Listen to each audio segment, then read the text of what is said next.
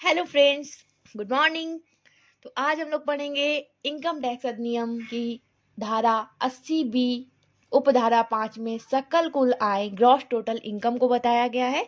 तो gross total income क्या होती है? तो सकल कुल आय से आशय करदाता की विभिन्न साधनों से कर योग्य आय से है।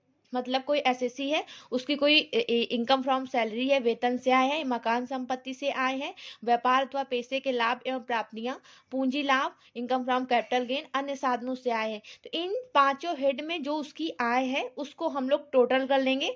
टोटल करने से जो कैलकुलेट करने से जो आय आएगी उसको हम लोग बोलते हैं ग्रॉस टोटल इनकम। क्या बोलते हैं? Gross total income. ठीक है, तो इसमें वही लिखा है दूसरे शब्दों में, सकल कुल आय से आशय आय कर अधिनियम के अंतर्गत प्रत्येक शीर्षक की सकल आय में से उसी शीर्षक की स्वीकृत कटौतियों के घटाने के बाद बची हुई आयों के योग से है। इसका मतलब क्या है कि कटौतियां मतलब वेतन से आय है, इनकम फ्रॉम सैलरी, तो इसमें कुछ हम लोगों के डिडक्शन दिए हुए होते हैं, उनको जब हम लोग लॉस कर देंगे फिर इनकम फ्रॉम सैलरी से आ जाएगी, ऐसे एचपी से आ जाएगी, और ऐसे पीजीबीपी से, कैपिटल गेन से, ऐसे अदर सोर्सेस से कैलकुलेट करेंगे, जो कि ये वाले हेड हम लोग बहुत अच्छे से पढ़ने वाले हैं एक एक करके।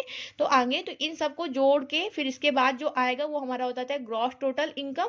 और फिर ग्रॉस टोटल इनकम में जब हम लोग 80C से 80U तक, धारा 80C से 80U तक कुछ डिडक्शन दिए हुए हैं कि आपको कहाँ पे कैसे डिडक्शन मिलता है, तो उसको जब हम लोग घटा देंगे तो हमारी आ जाती है टोटल इनकम।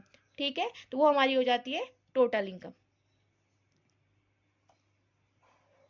तो समझ लेते हैं क्या, जैसे ये मिस्टर ए है हमारे, ठीक है, ये मिस्टर ए हैं,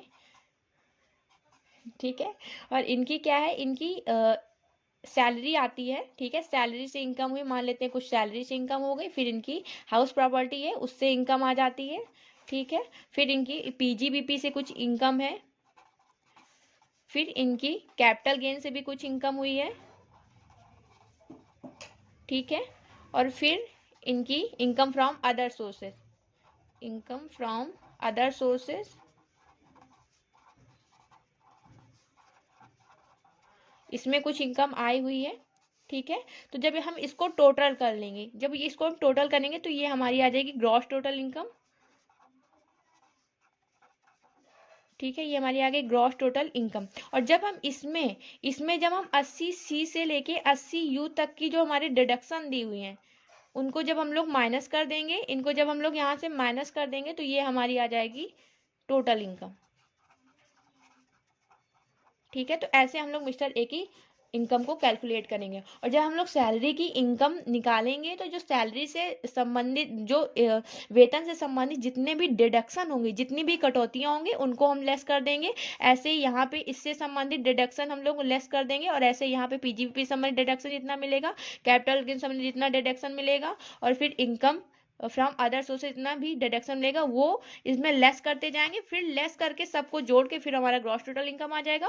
और ग्रॉस टोटल इनकम में जब हम लोग धारा 80C से 80U तक की कटौतियों को घटा देते हैं तो हमारा आ जाता है टोटल इनकम। ठीक है, थैंक यू।